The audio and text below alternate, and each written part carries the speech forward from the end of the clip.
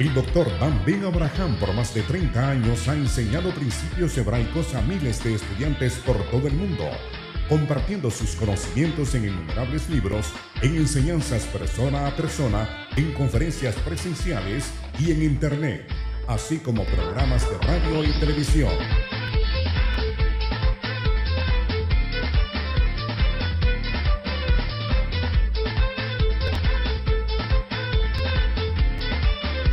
Usted puede acceder a todo este material en www.toradiario.org.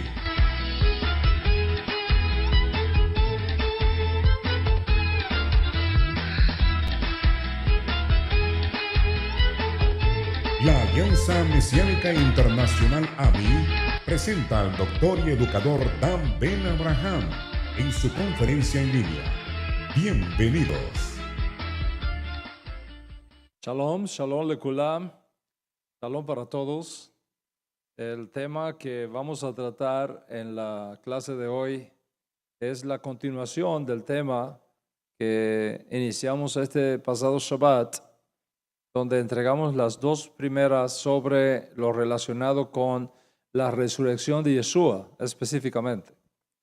Previo a estas dos clases, entregamos una primera sobre el tema de la resurrección en sentido general. Y en estas dos clases previas, yo estaba explicando que la resurrección de Yeshua es un asunto fundamental de la fe nezarita. En otras palabras, si nosotros quitamos el hecho de que Yeshua fue resucitado de entre los muertos para nunca más morir, si quitamos el hecho de que la resurrección de Yeshua es lo que lo hace Mashiach ben David, si quitamos el hecho de que la resurrección de Yeshua es lo que lo envuelve en la naturaleza divinal por el milagro de la inmortalidad, de que ahora Él está revestido, si quitamos el hecho de que su resurrección es lo que valida y certifica sus reclamos mesiánicos, si quitamos todo eso, nuestro judaísmo no tiene sentido alguno. No tiene sentido alguno. Somos la gente más digna de lástima de todo el orbe, porque nos hemos pasado todo este tiempo engañados y engañando. Tan simple como eso. Pero si la resurrección de Yeshua tuvo lugar, si luego de 3 noches y 3 días Dios Altísimo lo levantó de entre los muertos con un cuerpo inmortal, entonces las cosas que hacemos y creemos tienen sentido, total sentido. La clase pasada te hablé también del más serio peligro que enfrentó el protocristianismo para finales del primer siglo y principios del segundo siglo. ¿Cuál fue ese peligro? Que los paganos tomaran el mensaje dado sobre Jesús y lo vieran y lo interpretaran como otra divinidad más, exactamente como hacían con el resto de sus héroes nacionales. ¿Por qué? Porque para los paganos del Imperio Romano, la idea de la encarnación de los dioses, es decir, dioses que toman forma humana y tienen relaciones con seres humanos y que pueden visitar sus ciudades, sus familias, de forma encarnada, es decir, en forma humana, ese concepto, esa cosmovisión era algo común y creído entre los paganos. Para el monoteísmo judío, tales ideas son simplemente inconcebibles. Inconcebibles. Pero no para los paganos, por una simple razón. Los paganos eran, ¿qué? Politeístas. Eran politeístas. O sea, era importante para los cristianos de fines del primer siglo y principios del segundo que Jesús fuera no solo único y diferente, sino también superior. a todos aquellos dioses conocidos por los paganos. Y aunque los cristianos lanzaron su ataque contra tales divinidades paganas, afirmando que no eran divinos, sino diabólicos, que no eran hijos de Dios, sino más bien energizados por los propios demonios, la competencia era evidente para entonces. La pregunta es, ¿cómo ubicar a Yeshua en ese contexto de competencia entre los dioses? ¿Cómo ubicar a Jesús en esa competencia entre dioses? ¿Cómo presentar a Jesús, como se dice Yeshua en griego?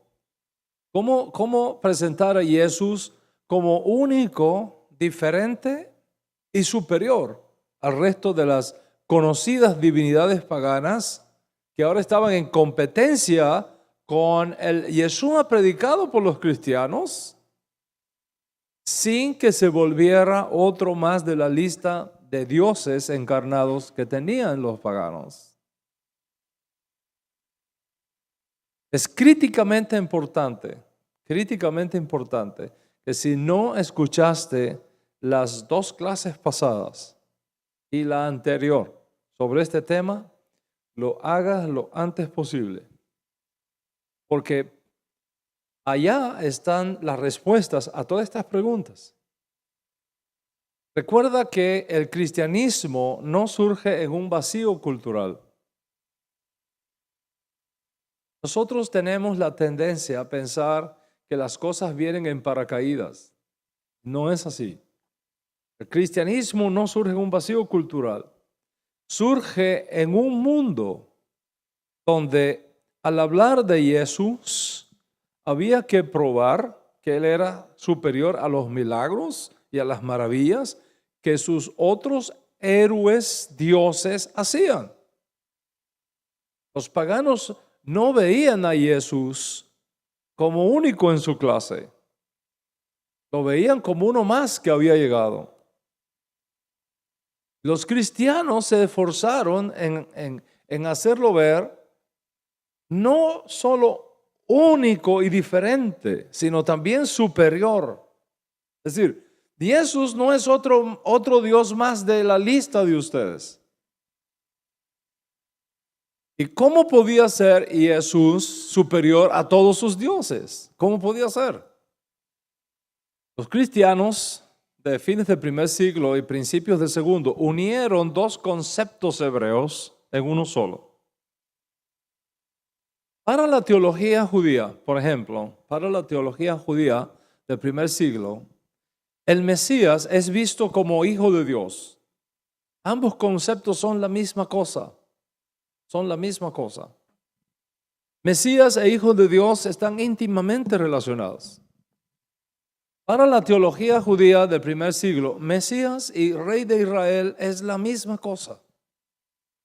La misma cosa, pero nunca será la misma cosa que Dios Todopoderoso. Nunca Dios Todopoderoso será el Mesías. Hashem es Hashem. Su Mesías es su Mesías.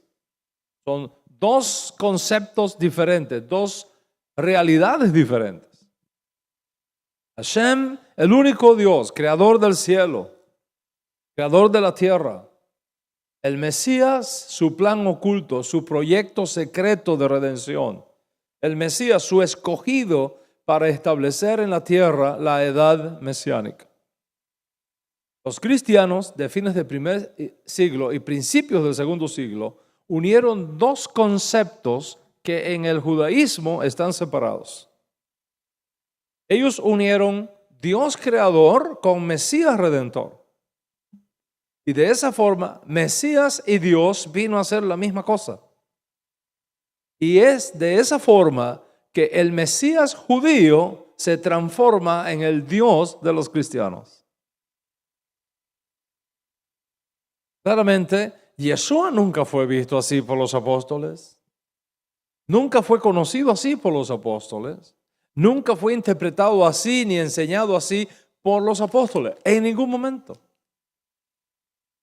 A diferencia de los paganos politeístas que elevaban a los hombres al Olimpo como dioses, como divinidades, la resurrección de Yeshua no lo hizo otro Dios. Porque solamente hay un solo Dios. La resurrección de Yeshua lo hizo Mashiach ben David. Lo hizo Mashiach ben David. Claro, ahora envuelto en el don de la inmortalidad. El protocristianismo, en su lucha por presentar a Jesús como superior a todas las competencias paganas de sus días, lo hizo otro Dios. Pero no cualquier Dios. Lo hizo el Dios creador de Génesis 1. De esta manera pusieron a Jesús por encima de Hércules, por encima de Mercurio, por encima de Júpiter, por encima de Apolonio de Triana, por encima de Octavio César, el emperador. Y esto fue en un sentido muy bien entendido y muy bien recibido por los paganos. ¿Por qué? Porque para ellos era la cosa más común que un ser dotado de ciertos poderes, de ciertas habilidades milagrosas y que pertenecen al mundo de la divinidad, fuera anunciado como una divinidad. No solamente los paganos de Roma, aún en siglo XXI, el hombre tiene esa tendencia. El hombre tiene esa tendencia. Cuando vemos a alguien que es un superdotado, decimos, eso es un Dios. Lo vemos en el deporte, lo vemos en el cine, los artistas, lo vemos en la música. Yo recuerdo que uno de los guitarristas que más me gusta era Paco de Lucía. Eso es tremendo. Él dio un concierto con una orquesta filarmónica de aquí de Estados Unidos y fue un concierto espectacular. Yo no sé cómo todo eso le cabía a ese hombre en la cabeza sin mirar siquiera al director. Una cosa impresionante. Y uno de sus biógrafos dijo, no estaba tocando Paco de Lucía, estaba tocando Dios. Del siglo XX. Entonces, el Yeshua judío fue presentado entonces como el Dios Jesús, superior al resto de los dioses, no uno más de la lista. Uno diferente y superior. El único que merecía total servicio, total adoración. Y esa fue la manera como el protocristianismo, que gana luego la batalla. ¿Por qué cristianismo representaba mejor la enseñanza de los apóstoles? Y que gana luego la batalla. ¿Qué cristianismo? De las muchas formas de cristianismo que existieron a finales del primer siglo y principios del segundo. ¿Qué cristianismo era el heredero auténtico de la enseñanza de los apóstoles? Ese protocristianismo se impuso sobre el resto y logró convertirse en lo que a partir de Nicea 325 conocemos como cristianismo. Esto claramente representó una desviación del judaísmo y de la enseñanza de Yeshua y de sus emisarios originarios. Y aquí viene la cosa. El judaísmo no tiene que convertir a ningún profeta en una divinidad para explicar sus habilidades milagrosas.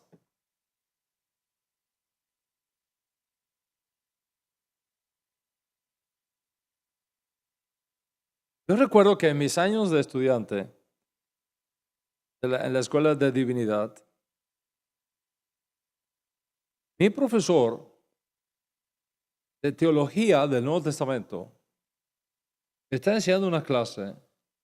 Mire cómo él enseñaba. Él decía, Jesús, como hombre, tuvo hambre.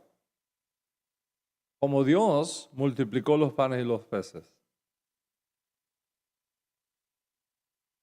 Jesús, como hombre, tuvo sed. Como Dios, convirtió el agua en vino. Jesús, como hombre, lloró. Como Dios, resucitó a Lázaro. Una persona con dos naturalezas. Una naturaleza humana y una naturaleza divina. El problema fue cuando yo le hice una pregunta. Si eso es lo que lo hace a él divino, ¿cómo me explica, profesor, que él dijo, las obras que yo hago, ustedes las harán también, y más grande que las que yo hago, ustedes harán, porque yo me voy y ustedes se van a quedar? Entonces, ¿somos nosotros divinos?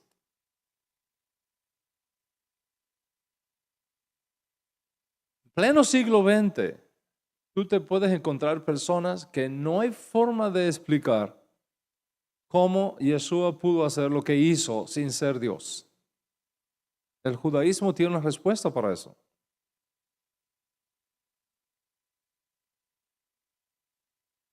El judaísmo no tiene que convertir a ningún profeta en una divinidad para explicar sus habilidades milagrosas.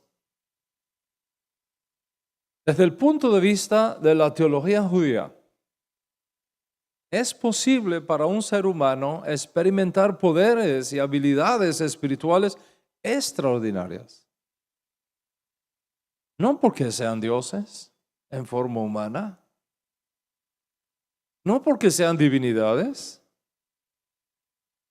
sino por ese principio que se conoce como agencia divina, eso que hoy día en la jurisprudencia moderna llamamos un power attorney, un poder jurídico, que Dios puede insuflar en esa persona sus recursos y su poder para que esa persona actúe en su nombre. Usted tiene una casa en Colombia, por ejemplo. Aquí hay varios colombianos. ¿Cuántos colombianos hay aquí? A ver. Wow. Mejor ni te muevas, hermano, que son mayoría. Ok. Vamos a suponer que usted tiene una casa en Bogotá. Y usted está aquí en Estados Unidos. Usted quiere vender su casa en Bogotá, pero usted no puede ir a Bogotá.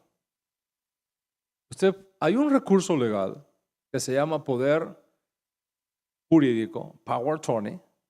Usted contrata a una persona o a un abogado para que le represente a usted legalmente en la venta de esa propiedad. Se firman los documentos. Con ese documento firmado, esa persona allá es usted. La firma de esa persona allá es la firma suya aquí, sin que usted tenga que estar allá. ¿Por qué? Porque el nombre suyo está en esa persona. Su autoridad fue delegada a esa persona y esa persona ya actúa como si fuera usted, pero no es usted. Su representante legal. Desde el punto de vista de la teología judía, así es que funciona eso. Moisés, por ejemplo, hizo milagros extraordinarios en Egipto, pero eso no lo hizo divino. Eso lo hizo representante legal del Dios de Israel, lo hace su profeta, su voz, su persona, su emisario. La teología judía puede decir perfectamente, Dios estaba en Moisés sacando a los hijos de Israel de Egipto. Perfectamente. Es más, la propia Escritura afirma que Dios hizo a Moisés en forma de Dios para el faraón. Así está escrito en Éxodo capítulo 7, verso 1. Si tienes tu Biblia ahí, puedes mirarlo. ¿Okay? Vayomer Adonai el Moshe, Roé, Netatika Elohim le paró. Así dice el texto hebreo.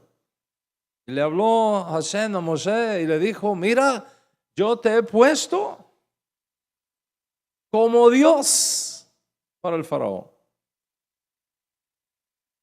Te he puesto en forma de Dios para el faraón. ¿Significa eso que Moisés era divino?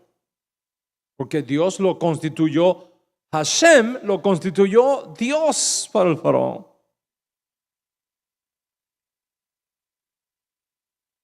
Entonces, cuando usted lee en el Nuevo Testamento en forma de Dios, tiene que tener mucho cuidado. ¿Cómo lo interpreta?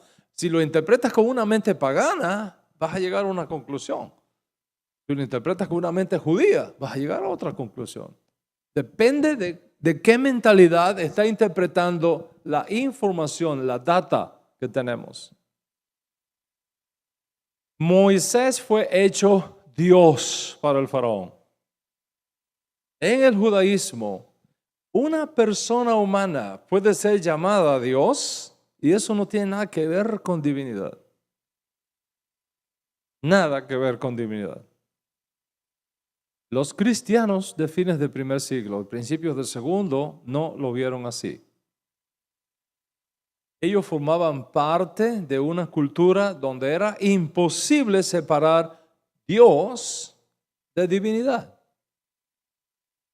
En el judaísmo es diferente. En el judaísmo, Dios puede hacerse presente en una persona y esa persona ser vista inclusive como Dios y ser llamada Elohim, pero eso no lo hace una divinidad. Lo hace un representante de la divinidad. Lo mismo sucede con Yeshua. Rabeno Shaul decía en una de sus cartas, Hashem estaba en Yeshua, reconciliando consigo el mundo. Hashem estaba en Yeshua, reconciliando consigo al mundo. Así como Hashem estaba en Moshe Rabenu, sacando los hijos de Israel de Egipto. Así como el nombre de Hashem estaba en el ángel que ayudó en la redención, en la primera redención. Así también. Una cosa es que Dios esté o se haga presente o se manifieste en una persona y otra cosa es que esa persona sea Dios. Lo aleno. Los profetas hablaron en nombre de Dios. Los jueces de Israel tenían que juzgar en nombre de Dios. Dios se hizo presente en el mensaje que ellos proclamaron, en la palabra profética que ellos entregaron.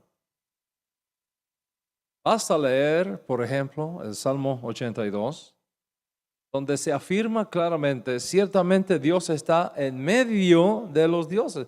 Dios está en medio de los dioses. Y en medio de los dioses juzga. Pero eso no hace a los jueces divinos. Siguen siendo mortales. Que Dios esté en medio de una corte de justicia junto a los jueces de Israel no los hace divinidades, los hace emisarios, los hace boca de Dios, los anunciadores de Dios, los voceros de Dios, la justicia de Dios. Una cosa es volverte una divinidad, que era el pensamiento de los paganos politeístas que enfrentaron los cristianos a fines del primer siglo y segundo siglo. Y otra cosa es que una persona participe de la naturaleza divina, como fue el caso de Yeshua, por el milagro de la resurrección.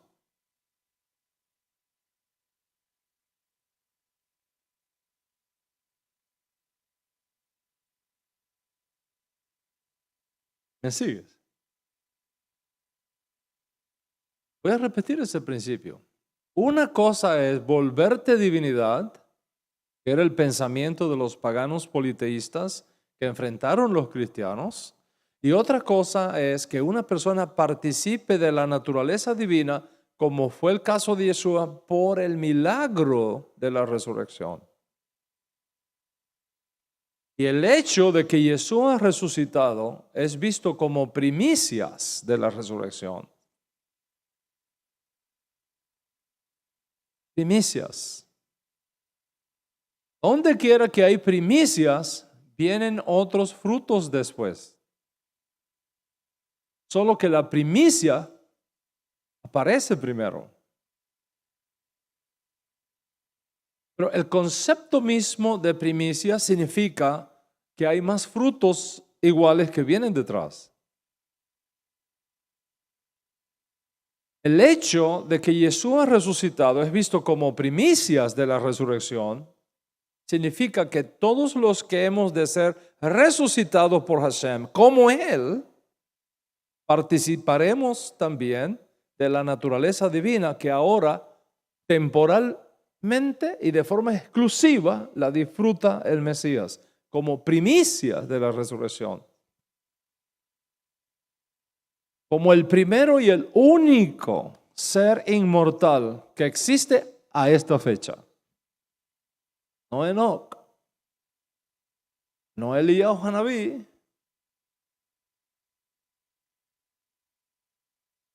Ya explicamos eso en clases previas. Nuestro justo Mesías. Y de esto habla claramente una de las tradiciones apostólicas más antiguas que tenemos. Cuando el autor de la carta conocida como Segunda de Kefa, Segunda de Pedro, afirma que las promesas dadas por Dios son tan grandes y son tan preciosas que por medio de ellas tenemos asegurado el camino para participar también de la naturaleza divina que ahora participa el Mesías exclusivamente como primicias. Segunda de Kefa, segunda de Pedro, capítulo 1, versículos 3 y 4. Hechos partícipes de la naturaleza divina. Pero porque tú seas hecho partícipe de la naturaleza divina a través de la promesa de la resurrección al estilo de resurrección que experimentó Yeshua, no te hace una divinidad.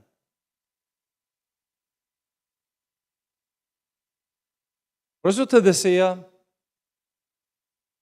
que la resurrección de Yeshua constituye posiblemente el elemento teológico más importante de todos.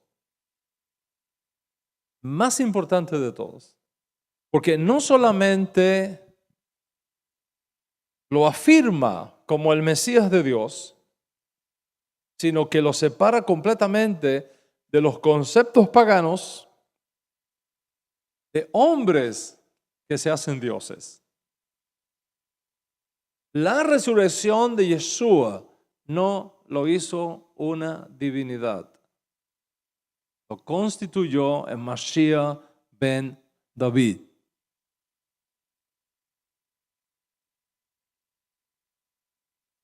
Los emperadores romanos podían ser declarados divinidades por sus grandes triunfos, por sus grandes portentos militares o por los grandes bienes que aportaba al imperio. Pero una cosa es declarar a una persona, a una divinidad. Y otra muy diferente es declarar a una persona partícipe de la naturaleza divina. Lo primero lo hace otro Dios más de los muchos dioses que existían en la mitología. Lo segundo, la más sagrada elevación de la dignidad humana al punto de hacerlo inmortal, como Dios mismo es inmortal, pero sin convertirlo en otro Dios, sino en una criatura de Dios que participa del don de la inmortalidad.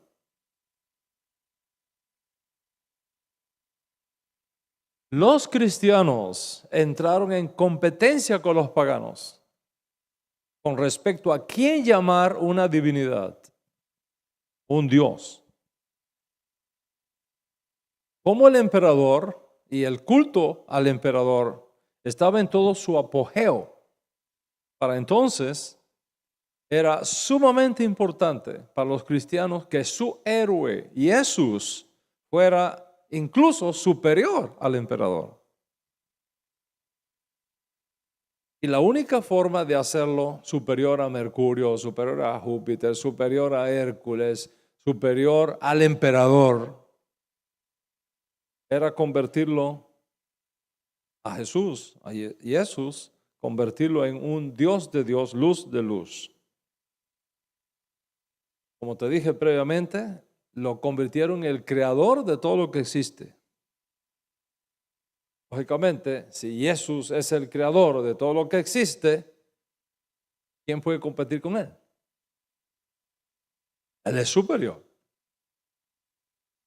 En otras palabras, la teología cristiana no se desarrolla en un vacío cultural. Es el resultado de un diálogo con el mundo pagano que lo rodeaba, usando una terminología no hebrea, sino helenista. Fue así que surgió el cristianismo, fue así que surgió la teología cristiana. El judaísmo es otra cosa, son otros conceptos, son otros principios. Es necesario entonces que presentemos la evidencia de la resurrección de Yeshua y el significado de esa resurrección dentro de un contexto judío, no dentro de un contexto pagano. Es sumamente importante para nosotros ubicar la evidencia de la resurrección de Yeshua en las fronteras geográficas y teológicas de Israel, no dentro del mundo pagano del Imperio Romano de fines del primer siglo, principios del segundo. Y dentro del mundo judío, desde los días de Rabino Shaul, fue creído que cualquier aspirante a Mesías que muera en el proceso sin establecer la edad mesiánica es un fallido Mesías. Es un fallido Mesías, en el mejor de los casos. En el peor de los casos, un falso Mesías. Y es en ese contexto que podemos entender por qué Rabino Shaul escribe en sus días: si Yeshua no resucitó, somos la gente más digna de lástima de todo el mundo. Si Yeshua no resucitó, hemos perdido el tiempo siguiendo a un fallido Mesías o a un falso Mesías. Dice Shaul: si Yeshua no resucitó, todos nosotros estamos perdidos en nuestros pecados.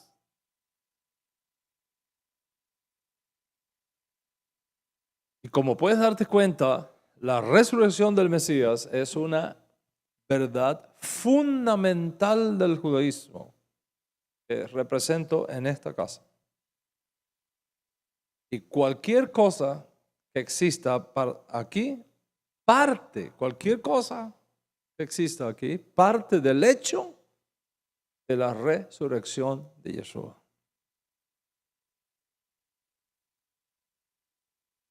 En la clase pasada yo mostré 15 puntos. Tenemos que conocerlos. 15 puntos fundamentales de las razones históricas y las razones científicas que nosotros sustentamos. Como judíos que creemos que Jesús es el Mesías y que seguimos sus enseñanzas. Primero, y pueden tomar nota, ¿okay? Pueden tomar nota ustedes que están presencialmente aquí y ustedes que están también online. Primero, que es un hecho indisputable que Yeshua existió históricamente. Es un hecho indisputable que Yeshua existió históricamente. La evidencia histórica, más allá de cualquier duda razonable, que Yeshua existió históricamente. Tenemos más evidencia histórica a favor de la existencia histórica de Yeshua que de Moisés.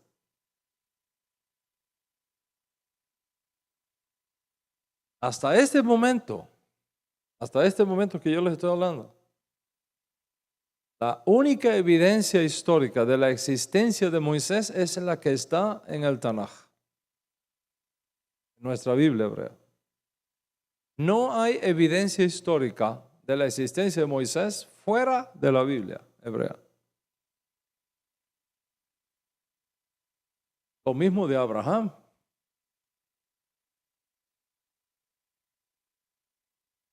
No hay evidencia histórica, excepto en la Biblia hebrea. Pero no nos vamos a ir tan lejos para allá. Tengamos un poco más acá, Rabí Akiva.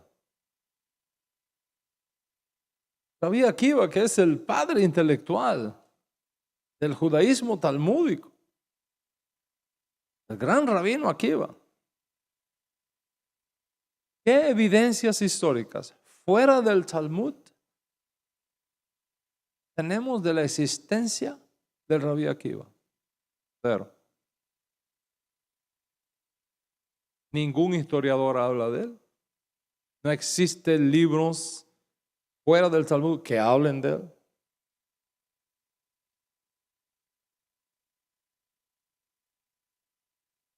Sin embargo, decimos, es un hecho indisputable que Yeshua existió históricamente y las evidencias están no solamente dentro del Código Real o del Nuevo Testamento, están fuera del Nuevo Testamento. Otras figuras históricas, tanto judías como no judías, incluso hasta en el Talmud, que hablan de la existencia histórica de Yeshua. Independientemente si lo consideraron el Mesías o no, independiente de eso, no hay un ser humano que respete los valores históricos y académicos que se atreva a decir que Yeshua no existió históricamente. Estamos parados sobre un hecho histórico que puede ser demostrado científicamente según la metodología de la ciencia histórica. Primero. Segundo, que es un hecho indisputable, que Yeshua fue un gran maestro de Torah.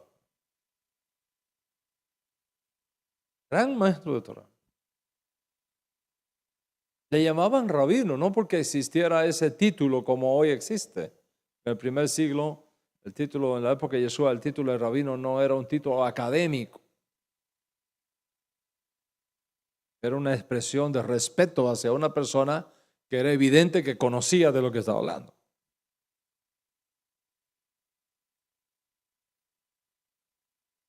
No estaban de acuerdo con él, pero le decían rabino. Maestro de Torah. Exorcista único en su clase. Único en su clase. Al punto de decir, después que echó fuera un demonio, uno más grande que Salomón está aquí.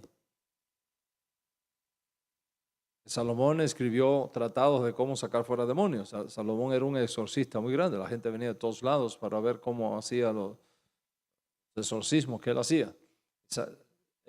Salomón echó fuera todo tipo de demonios, espíritus inmundos, excepto una clase que él nunca pudo echar, los sordos. Los que no oían, no lo podía. Claro, le daba la orden, pero no oía.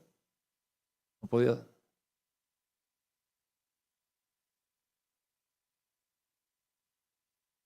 Y ahí surgió una tradición de que una de las cosas que había que estar ojo para saber si el Mesías estaba en Israel era si aparecía alguien que fuera capaz de echar un demonio sordo.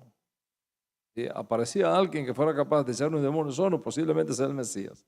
Por eso que él dice, uno más grande que Salomón está aquí.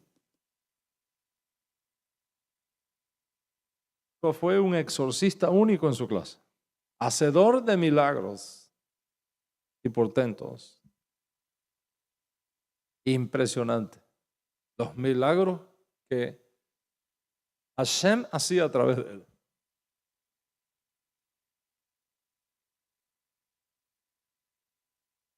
Cosas que no se habían visto nunca antes en Israel. Y no un día, estaba todos los días. Donde estaba Yeshua no había enfermos. Donde estaba Yeshua no había muertos, no había cojos, no había ciegos, no había sordos, no había hambrientos. Y era todos los días, desde que amanecía hasta que oscurecía.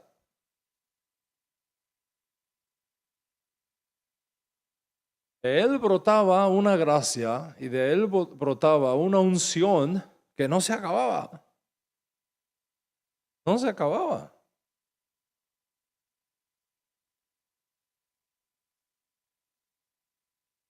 Día de Shabbat, sobre todo si yo estoy fuera de acá, es un día de mucho trabajo para mí. Porque estoy enseñando Torah desde por la mañana hasta por la noche. Sí, así, de todo lo.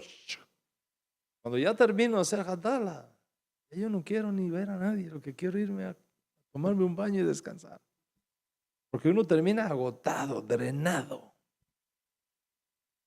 Yeshua. Por la noche, ¿qué más energía tenía? Era un fluir constante. De tocarle los tzitzit le salía poder. De tocarle la ropa. La gente se le acercaba solo porque de tocarlo se sanaban de lo que tuviera. Imagínate.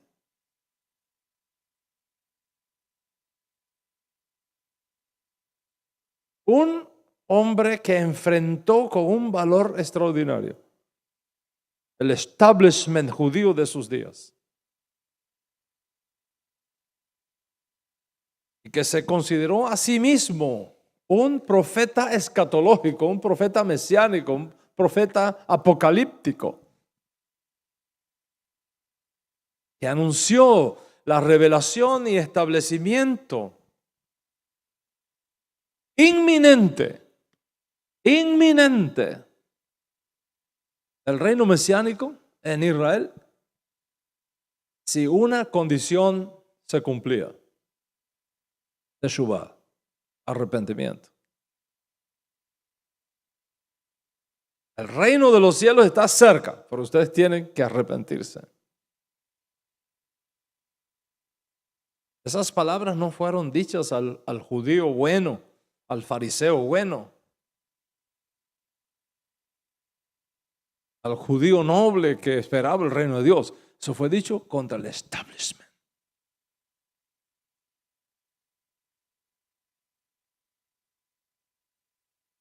Tercero, es un hecho indisputable, que Yeshua como profeta condenó los robos, los homicidios, los fraudes, el desenfreno político y las componendas del establishment judío de sus días con los imperialistas y opresores romanos a cambio de ganancias deshonestas que les había robado la autoridad moral para gobernar en Israel.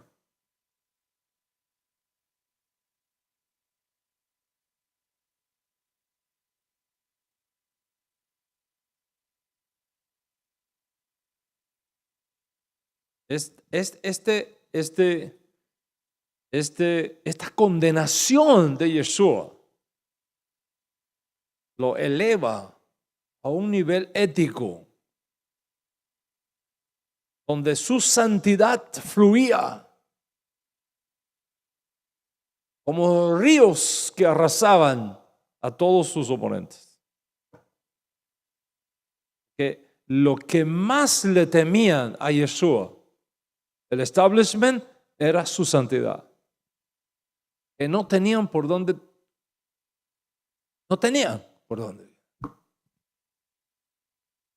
Mira a Maduro en Venezuela, todo lo que está haciendo, matando muchachos, mujeres.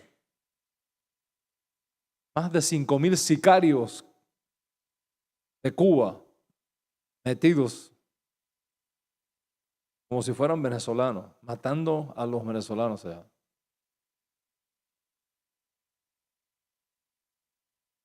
¿Qué presidente de los países nuestros tú lo has oído levantarse, condenar y demandar y bloquear? ¿De México? ¿El de Colombia? ¿Verdad? ¿Por qué? Porque todos están embarrados como Maduro. Todos están embarrados, tienen el rabo de zorra. Y Maduro lo dijo. Si me aprietan, voy a decir todo lo que he hecho con Colombia. Va a sacar los libros. No hay autoridad ética. No hay. Porque todos estamos corruptos. No así Yeshua. Fue el único de su generación que se pudo levantar y decir: ¿quién de ustedes me acusa de haber violado la Torá? ¿Quién me acusa? Y esa autoridad ética, esa autoridad de la santidad de su vida, era lo que hacía temblar aquel establishment. Aquí en Estados Unidos, cualquiera que se meta contra el establishment, yo estaba viendo un documental, yo creo que ustedes lo vieron también, Hillary's America. ¿Se acuerdan? Ese documental, el director de la película, del documental, habla con una figura muy importante jurídica de este país y dice: en este país el establishment, si tú levantas la voz y no te gustan, en 10 minutos te encuentran 40 violaciones de la ley que tú has cometido y te meten para un... Fácilmente.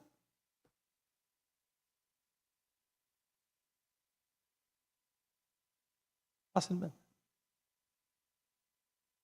No así Yeshua. Yeshua condenó aquellos robos, aquellos homicidios, aquellos fraudes, aquel desenfreno político, aquellas componendas que había. ¿Saben lo que es? Que el templo de Jerusalén lo usaban para guardarle los impuestos a Roma.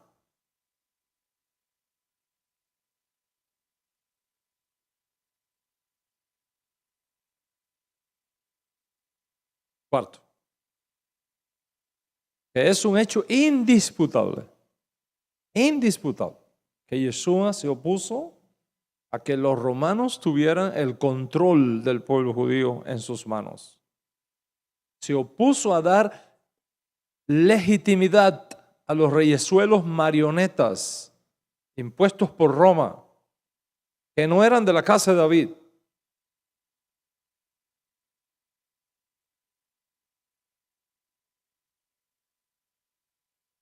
Quinto, que es un hecho indisputable que Yeshua solo, él solito, se enfrentó contra la aristocracia corrupta del templo de sus días y los hizo responsables de toda la pobreza, de toda la opresión, de toda la enfermedad que sojuzgaba al pueblo judío de sus días. Desenmascaró a los políticos religiosos que malgobernaban el país y que en vez de ser portavoces del cielo para proteger al pueblo judío, no eran otra cosa que bandidos, asalariados, enemigos de la ley de Moisés, aparentando una falsa piedad, pero negándola con sus concubinatos con Roma. Y había que tener mucho valor, mucho coraje, mucho eso que decimos en hebreo, mucha juspá para hacer eso en aquellas condiciones. Y él lo hizo. Es un hecho indisputable. Yeshua se volvió la voz de los pobres de espíritu de sus días, de los judíos piadosos, del judío simple y puro de corazón, ese judío que vivía en las zonas rurales del país y que él visitó sinagoga por sinagoga, pueblito por pueblito, y que a pesar de tanta corrupción y a pesar de tanta maldad, seguían esperando la revelación, la manifestación del reino de Dios. Yeshua se volvió esa voz.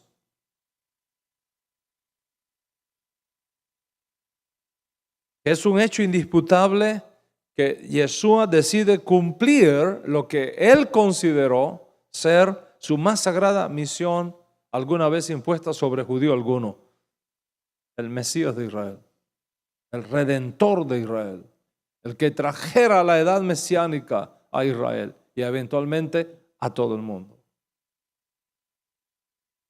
Es un hecho indisputable que fue reconocido como Mesías por una gran importante cantidad de judíos de esos días, con los cuales se estableció un movimiento judío con la mira de unificar todas las sectas judías que proliferaban para entonces, restaurar el judaísmo, restaurar la monarquía de la casa de David como la única fe y gobierno válidos para Israel. Hay que leer entre líneas sus palabras, en el contexto del mundo y de la época que él vivió. Cuando él dice, por ejemplo, ¿cuántas veces quise juntar a tus hijos como la gallina a sus polluelos debajo de sus alas? Eso es una declaración política, no religiosa. Unificar todas aquellas sectas judías que cada una estaba por su lado, unificarlas, darles sentido y establecer la monarquía de la casa de David. Es un hecho indisputable que él no fue aceptado. No fue aceptado. Es un hecho. No fue aceptado como Mesías por el establishment judío de Jerusalén como él lo había propuesto. No fue aceptado por el establishment.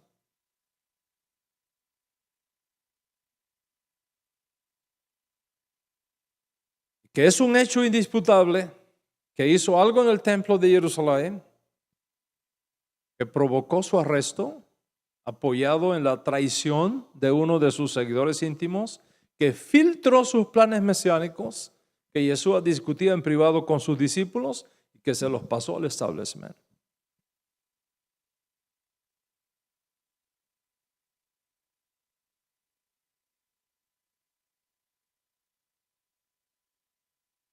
Yeshua nunca habló de ser el rey de Israel. Yeshua nunca gritó en las calles de Jerusalén, Ani Mashiach. Nunca. Nunca. Todo lo contrario, cuando alguien detectaba que era el Mesías, dice, no se lo digan a nadie. Shh.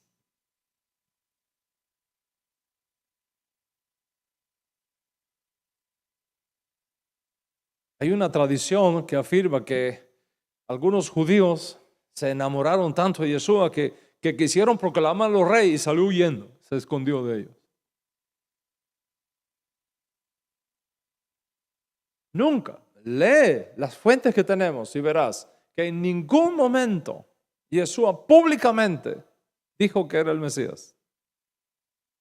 A sus discípulos en privado, en sus clases privadas con sus discípulos, les enseñó todo. Les enseñó todo. Ustedes van a sentarse conmigo en mi reino. Ustedes van a estar en 12 tronos, me van a ayudar a juzgar las 12 tribus de Israel, esto, todo eso, pero privado, no público. ¿De dónde, cuando lo está juzgando el sumo sacerdote de aquellos días, saca el sumo sacerdote la idea de que tú eres el rey de los judíos? ¿De dónde sacó eso? Judas le pasó la información. Ustedes lo ven así, que él no dice nada, pero a nosotros nos ha dicho que estos son los planes que él tiene. Que va a destruir a Roma, que va a acabar con esto, que va a acabar con esto. Es más, ya nos mandó a comprar espadas a la revuelta que está pensando. Eso era lo último que podía escuchar el sumo sacerdote y los aristócratas de aquellos días. Porque eso era lo último que Roma no perdonaría, una sublevación, una revuelta. Todos sus puestos de trabajo, todas sus posiciones políticas y sus ingresos económicos caerían y se perderían. Ustedes no saben nada. Nos conviene que un hombre muera y no que toda la nación perezca, porque si este tipo sigue así, van a venir los romanos aquí y van a acabar con todo esto. Mejor lo eliminamos a él, lo linchamos, lo quitamos del medio. No nos conviene. Una razón política.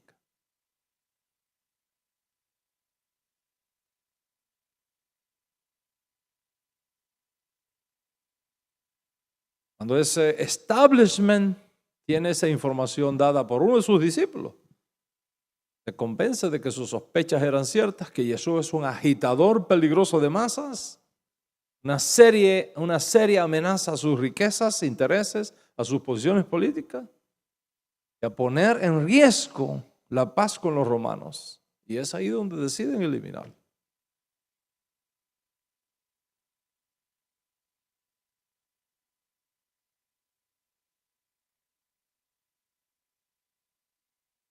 Léanse bien los evangelios, léanse bien las fuentes que tenemos para que vea lo que está detrás. Uno, cuando lo vienen a arrestar, hay una de las fuentes que dice, cuando lo vienen a arrestar, Jesús dice, ¿qué me vienen a arrestar? Yo he hecho alguna revuelta, he incitado alguna revuelta. Es que tú con un beso entregas al maestro.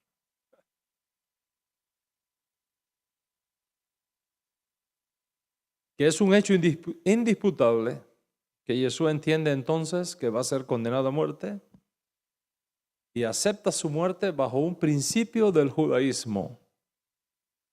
No un principio del cristianismo, es un principio judío que la muerte de los justos trae expiación a su generación.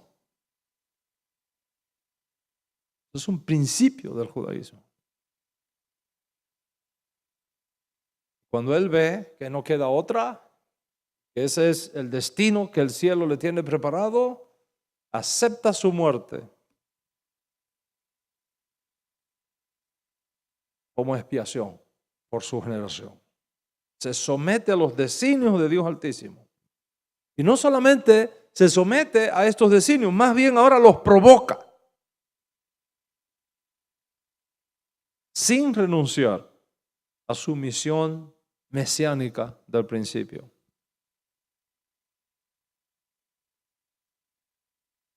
Porque él llevaba en su corazón la seguridad y la confianza de que finalmente Hashem cumpliría su promesa a su noble pueblo judío.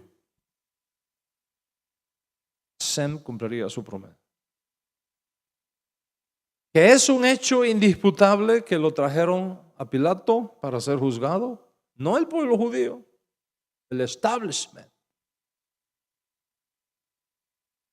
bajo la terrible acusación de sedición y conspiración agravada al César,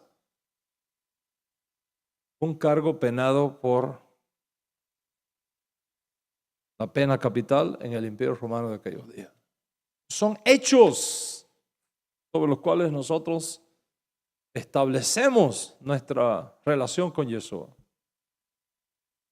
Que es un hecho indisputable que Pilato, al verificar que en efecto se había visto a sí mismo como rey de los judíos sin la autorización de Roma, lo ordena crucificar y muere por crucifixión en las afueras de Jerusalén en la fecha que ya fue dicha. Y finalmente, que es un hecho indisputable que este Yeshua del que hablamos resucitó de entre los muertos después de 3 días. Estos son los hechos que sostenemos. Por supuesto, hay que demostrarlo. Especialmente este último de su resurrección. No dentro, y repito eso, no dentro de las competencias por deidades del mundo antiguo, sino dentro de la realidad jurídica y profética de Israel. ¿Cómo podemos entonces demostrar histórica y científicamente que ese milagro sucedió, que su resurrección tomó lugar? Podemos reconstruir ese milagro otra vez y trasladarlos en el tiempo al lugar de los hechos y verificar que efectivamente pasó. No podemos hacerlo. Por eso yo les decía y repito de nuevo que los milagros caen en una categoría diferente de investigación. Tú no puedes repetir los milagros. Los milagros pasan en fracciones de segundo. Fracciones de segundo.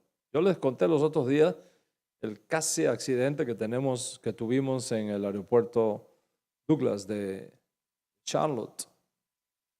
Fracciones de segundo. Fue tan rápido lo que pasó que no nos dio tiempo ni asustarnos. Un milagro sucede así, boom, boom.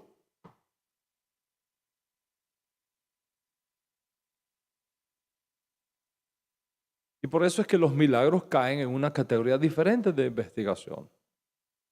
Y sobre esa base es que decimos que la resurrección de Yeshua es el asunto más crítico de todos a la hora de establecerlo como un hecho histórico indisputable.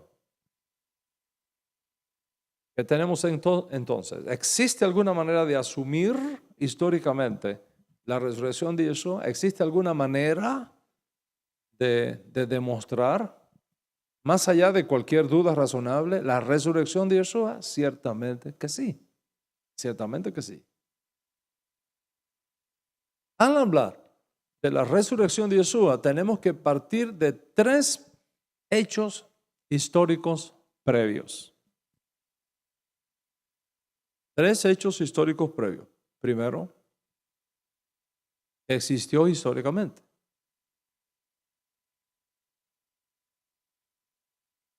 Es lógico, si no existió históricamente, ¿cómo va a resucitar? Segundo, que murió por crucifixión, por orden expresa del prefecto, del gobernador Poncio Pilato.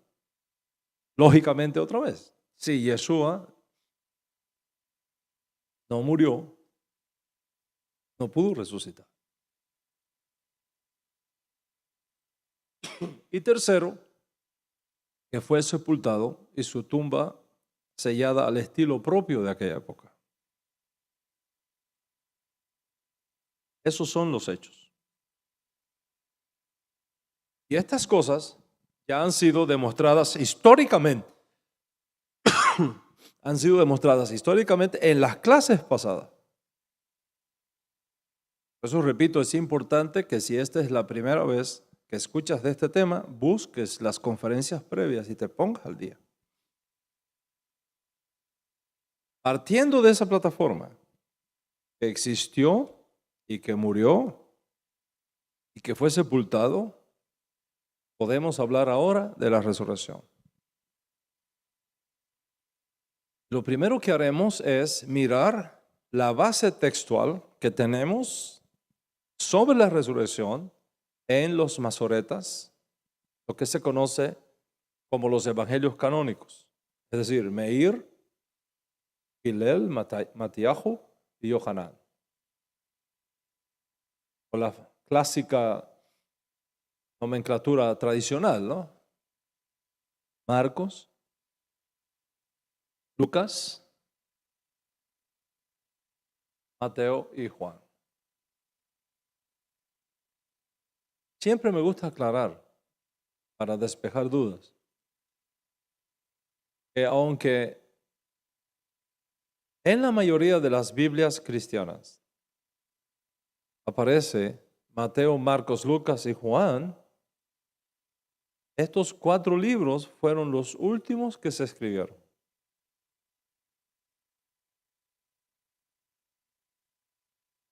No piense que porque aparecen los primeros, se escribieron primero.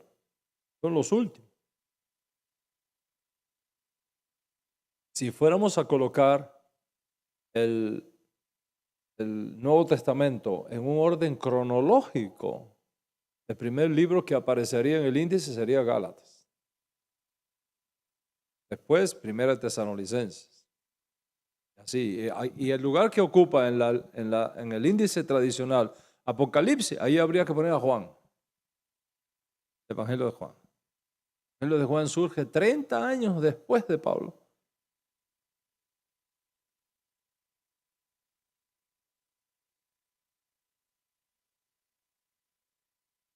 Entonces, lo primero que tenemos que hacer es mirar toda la base textual que tenemos sobre la resurrección en los evangelios canónicos, es decir, Meir, Hillel, Matiahu y Yohanan, que es el orden que aparece en el Código Real.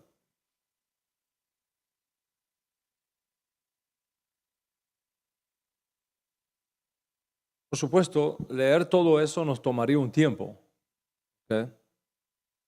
Pero voy a leer solamente pedacitos. ¿Okay?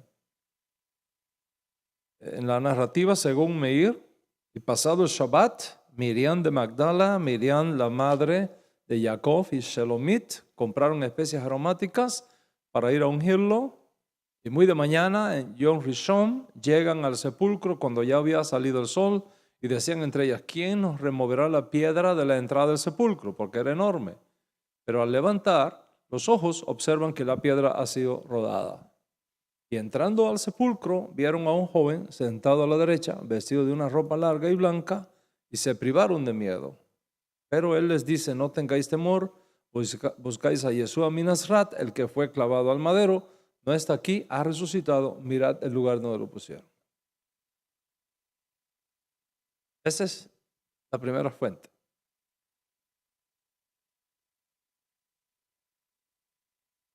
La segunda fuente es Hillel.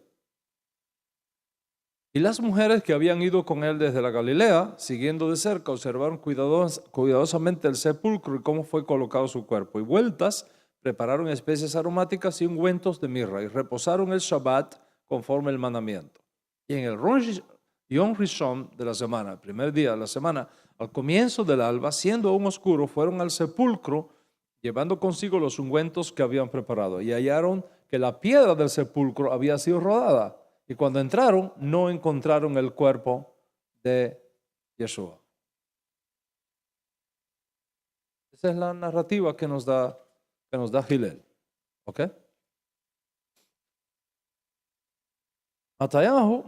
Matai, dice, y al día siguiente, que es la preparación para los panes sin levadura, los principales Coanín, los Perusim, que se le habían unido, se reunieron ante Pilato, diciendo, Adón, recordamos que aquel impostor, estando aún vivo, dijo, después de 3 días estaré resucitado. Manda pues que sea asegurado el sepulcro hasta que pase el tercer día, no sea que llegando sus talmidín, lo hurten y digan al pueblo, ha resucitado de los muertos, y el posterior error sea peor que el primero. Pilato les dijo, ahí tienen una guardia, id y asegúrenlo como sabéis. Les dio una guardia armada, la que se asentó frente al sepulcro, manteniéndose allí día y noche. Y en la tarde del Shabbat, cuando daba su inicio el primer día de la semana, vino Miriam de Magdal con la otra Miriam a ver el sepulcro. Y aquí un terremoto, porque un malaj de Hashem descendiendo del cielo y acercándose, rodó la piedra, sentó encima. Su aspecto era como luz de un relámpago y su vestidura blanca como la nieve. Y por temor de él, los custodios temblaron y se desplomaron como muertos. Pero el malaj, tomando la palabra, dijo a las mujeres, no temáis vosotras, porque sé que estáis buscando a Yeshua, el que fue clavado en el madero. No está aquí, porque ha resucitado como lo había predicho. Venid, ved del lugar donde yacía. Y se encuentra que la tumba está vacía. Y tenemos el de Yohanan. El primer día después del Shabbat, siendo aún oscuro, Miriam de Magdala, habiendo llegado muy temprano al sepulcro, vio quitada la piedra. Y corriendo hacia Simón Kefa y hacia el otro talmita, a quien Jesús amaba de forma especial, les dice, se llevaron del sepulcro al Señor y no sabemos dónde le pusieron. Entonces salió Kefa y el otro talmit e iban hacia el sepulcro y corrían los dos juntamente, pero el otro se le adelantó corriendo más a prisa que Kefa. Llegó primero y agachándose ve los lienzos yaciendo allí, pero no entró. Detrás de él, siguiéndolo, ya llegó también Simón Kefa y entra al sepulcro y vio los lienzos yaciendo allí y el sudario que había sido puesto sobre su cabeza, no junto con los lienzos, sino envuelto en un lugar aparte. Justo en ese momento entró el otro talmid, el que había llegado primero, y vio y creyó con perfecta amona. El sepulcro está vacío. Esas son básicamente las fuentes que tenemos. Vamos a dejarlo ahí. Estas son las 4 narrativas que tenemos de la resurrección de Yeshua. Está claro que los 4 masoretas canónicos están de acuerdo de que Yeshua resucitó de los muertos y que lo hizo después de 3 días. Está claro. Hay discrepancias, Hay discrepancias entre una narrativa y la otra narrativa. Hay diferencias en los detalles menores. Diferencias que las vamos a estudiar, las vamos a mirar. El hecho que emerge es el asunto central de la resurrección. Todos los masoretas, todos, están de acuerdo que Joseph de Arimatea tomó el cuerpo de Yeshua, lo puso en la tumba, que una o varias mujeres que seguían al maestro vieron bien todo ese proceso y donde él fue sepultado.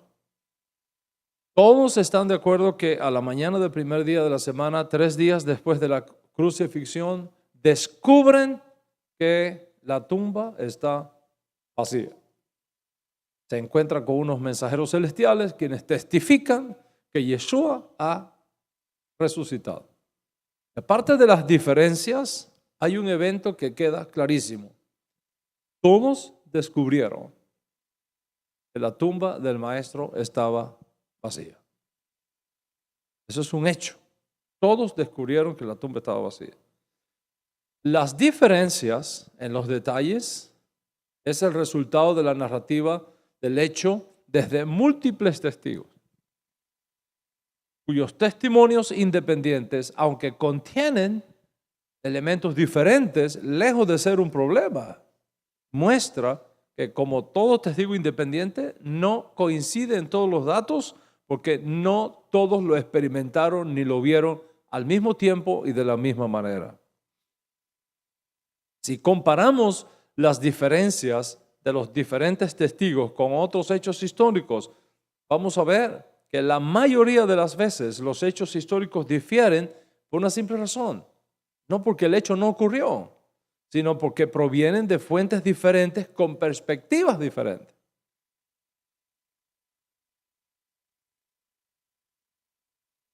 a veces entre nosotros mismos. Hubo un accidente de coches en la calle. Una persona dice, no, este venía así. Él dice, no, este venía así. Uno dice, no, tenía la luz verde. El mismo dice, no, era la luz roja. Y ahí mismo, adelante, los testimonios no concuerdan en los detalles, pero todos concuerdan que los carros chocaron.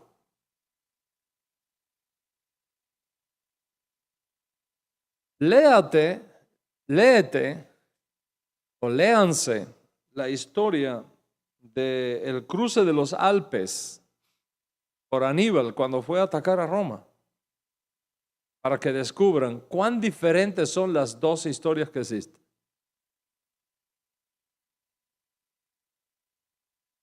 Nadie duda que Aníbal cruzó los Alpes y atacó Roma. Nadie lo duda, pero mira las fuentes. Dos historias totalmente diferentes. Nadie hoy negaría eso, por una simple razón.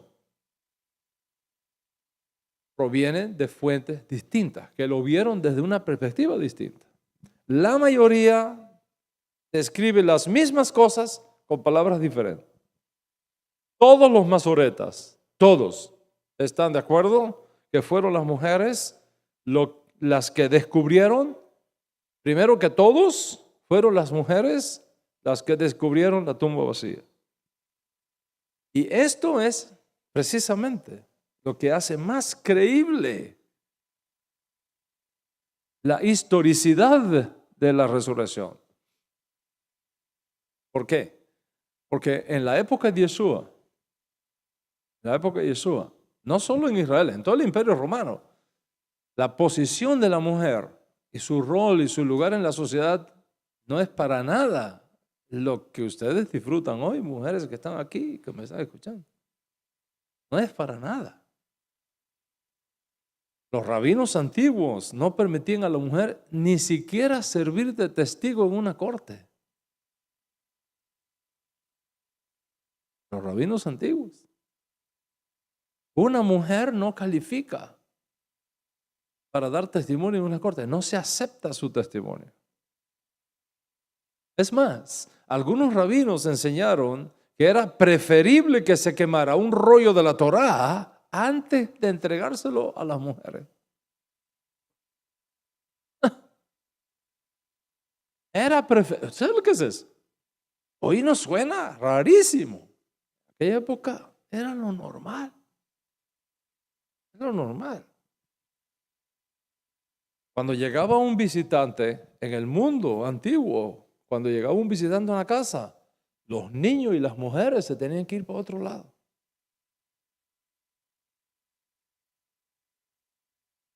Cuando los ángeles visitaron a Abraham, ¿a dónde estaba Sara?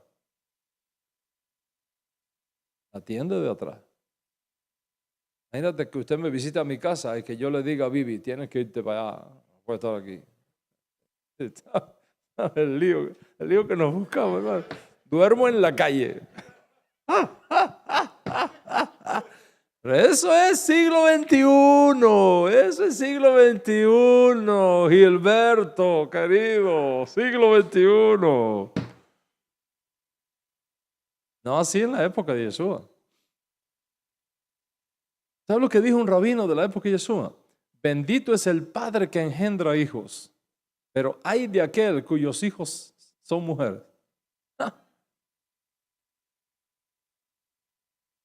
Y aún en épocas tan tardías, como el Talmud, los rabinos enseñaban que al orar, el hombre tiene que decir, bendito eres tú, Hashem, que no me hiciste mujer.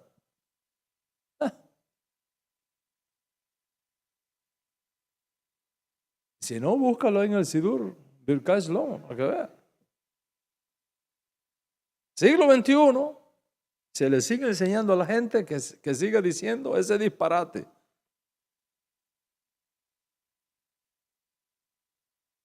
Bendito eres tú, Hashem, que no me hiciste mujer. Si la mujer fuera una cosa de otro mundo. Claro, le damos la vuelta a eso. No, que como la mujer no puede cumplir tantos mandamientos y que yo sí, se le da la vuelta. La vuelta, no hay vuelta. Eso es discriminación, mano. Sí, tan simple como es. Porque eso viene de una tradición antigua, de antes, y antes era así. Antes era así, era lo normal.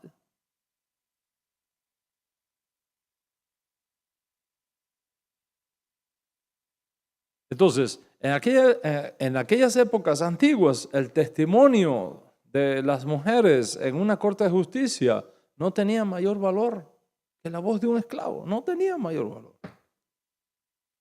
que un esclavo. La mujer ni siquiera podía iniciar un proceso de divorcio contra su marido, mucho menos servir de testigo en una corte. ¿Cuántas mujeres quisieran vivir en aquella época? ¿Cuál prefiere, aquella o esta, Martica? Nancy, ¿qué prefiere, allá o acá? ¿Te imaginas? Ahora, ¿qué tiene que ver esto como evidencia? ¿Qué tiene que ver esto como evidencia? Muchísimo, muchísimo.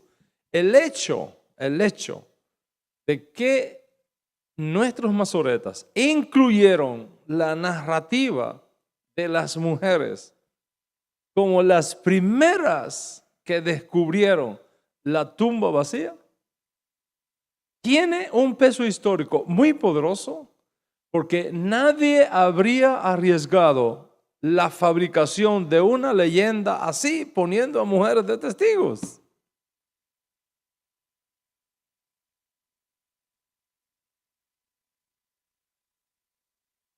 ¿No habría sido muchísimo más fácil poner a Pedro o a Juan? Si tú fueras a inventar un cuento en aquella época, Villarreal, ¿tú habrías puesto las mujeres como las heroínas cuando el testimonio de ella no valía nada?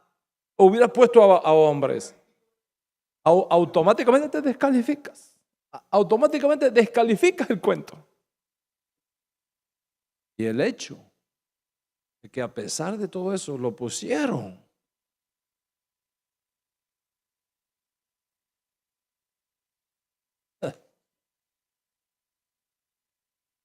Sabiendo que era un suicidio social. El hecho de mencionarlo significa que el evento fue tan históricamente cierto que no les pasó ni por la mente la idea de corregirlo. Era un verdadero problema poner a las mujeres como las descubridoras de la tumba vacía.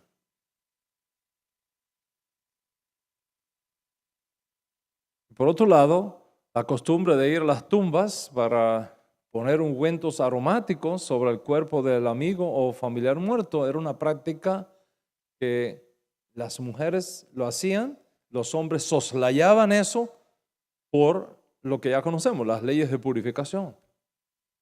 Entonces ese trabajo que era sucio porque contaminaba, se lo dejaban a las mujeres.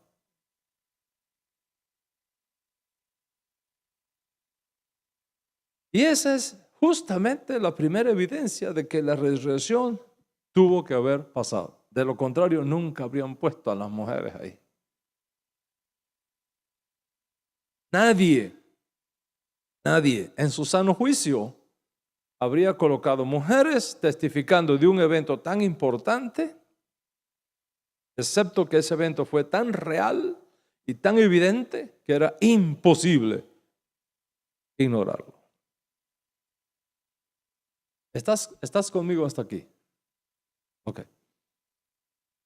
La segunda evidencia de la resurrección es la de múltiples testigos que testifican que Yeshua se les apareció personalmente después de haber resucitado de entre los muertos. Múltiples testigos. Eso en la ciencia histórica tiene un valor impresionante. Mira la multiplicidad de testigos independientes que testifican todos la misma cosa, que Yeshua se les apareció. Primero, Miriam de Migdal. Segundo, a otra mujer que no se menciona su nombre. Tercero, a Cleofas y otro discípulo camino a Emaús. Cuarto, a Simón Kefa. Quinto, a los apóstoles y sus amigos presentes en una ocasión cuando Tomás no estuvo presente. Sexto, a los apóstoles y sus amigos en otra ocasión estando Tomás presente. A 7 de los 12 apóstoles. De nuevo a 11 apóstoles. De nuevo a los 11 apóstoles antes de su desaparición. Eso en los masoretes. Porque si vamos a las cartas apostólicas, tenemos el testimonio de Rashaul, de que se apareció a Jacobo, su hermano, de papá y mamá, y a más de 500 hermanos juntos, y al propio Rabino Shaul. Eso lo vamos a hablar después. En todos estos casos, ninguno de estos personajes que acabo de mencionar aquí, en ninguno de estos casos, vieron fantasmas,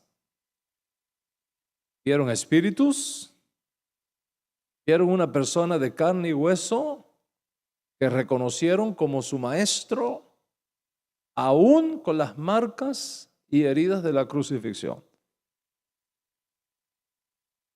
Y además de esto, tenemos el testimonio de los propios apóstoles, quienes testificaron que Yeshua se les apareció vivo después de su muerte, como es el caso del testimonio que presentó Simón Kefa en el mismo templo de Jerusalén, en el pórtico de Salomón, cuando habló en voz alta y dijo: Dios ha levantado a este Yeshua de entre los muertos, y todos nosotros somos testigos de eso. Y más adelante, si vas a Hechos 10, Simón vuelve a testificar ante otra audiencia no judía en Cesarea Marítima el hecho de la resurrección. O sea, está clarísimo que los estudiantes y amigos originarios de Yeshua, tanto hombres como mujeres, a una voz testifican que Yeshua fue levantado de entre los muertos. Y solamente después, y aquí hay un caso importante, solamente después de verlo resucitado, se convencieron que no era un fallido Mesías, porque antes ya lo habían visto como un fallido Mesías.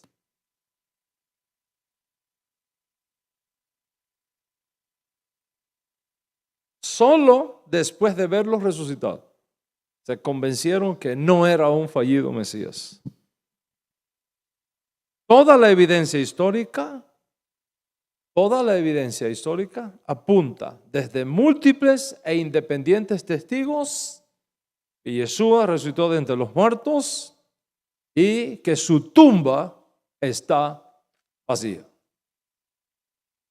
No hay otro hecho histórico, no existe otro hecho histórico más bien testificado por testigos múltiples e independientes que el hecho de que la tumba del Ribi está vacía.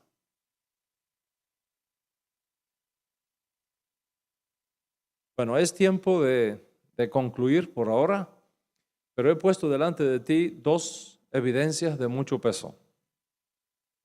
¿Sí? Primero, la presencia de las mujeres. El hecho de que fueron las mujeres las primeras testigos de la tumba vacía lo hace un hecho mucho más creíble, toda vez que, como ya expliqué, por la posición de la mujer en aquellos días, a nadie se le hubiera ocurrido inventar una leyenda, para poner a una mujer de testigo. Segundo, los múltiples testigos provenientes de fuentes diferentes e independientes que testifican que Jesús resucitó, que ellos lo vieron con sus propios ojos, que hablaron con Él, que comieron con Él, no una, sino en varias ocasiones y por varios días. Esto no pudo ser creado para una leyenda. Porque a todas luces no fue una alucinación. Los que dicen que fue una alucinación están tratando de sacar, buscarle la sopa, el pelo a la sopa, buscándole la quinta pata al gato, tan simple como es. Las alucinaciones desde el punto de vista de la ciencia médica, las alucinaciones solamente pueden ocurrir cuando hay una mente dispuesta a creer algo. No cuando la gente está decepcionada de algo y frustrada de algo. Una persona frustrada de algo no tiene alucinaciones de ese algo que le causó frustración. Los apóstoles no apostaron para nada a algo como la resurrección de Yeshua. Para que una alucinación tenga lugar, la mente tiene que estar preparada de antemano. Y eso fue muy lejos el caso de los apóstoles, que no creían para nada en lo que las mujeres les habían dicho. No creían. Los hombres llegaron, no creyeron nada de las mujeres. Algunos dicen, no, eso es igual que las alucinaciones de la Virgen María, que se aparece y la gente la ve. El estado mental es totalmente diferente. La gente va a un lugar a ver si se les aparece la Virgen María. Ya van preparados para verla y la ven. Por acá no iban preparados a verla nada, no creían nada, estaban frustrados de todo, encerrados en sus casas, llenos de miedo, no querían saber nada de la cosa. Por otro lado, tan simple como esto, de haber sido una alucinación, bastaba con ir a la tumba y ver el cuerpo allí para convencerlos que efectivamente estaban locos todos y delirando.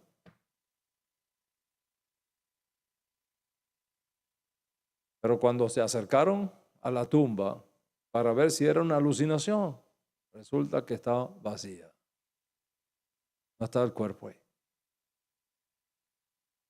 Bueno, en mi próxima clase, Bezrat Hashem, les iré mostrando más evidencias que demuestran históricamente que la resurrección de Yeshua es lo único razonable que pudo haber sucedido para explicar el evento, la realidad, el hecho de una tumba vacía. Shalom y será hasta la próxima.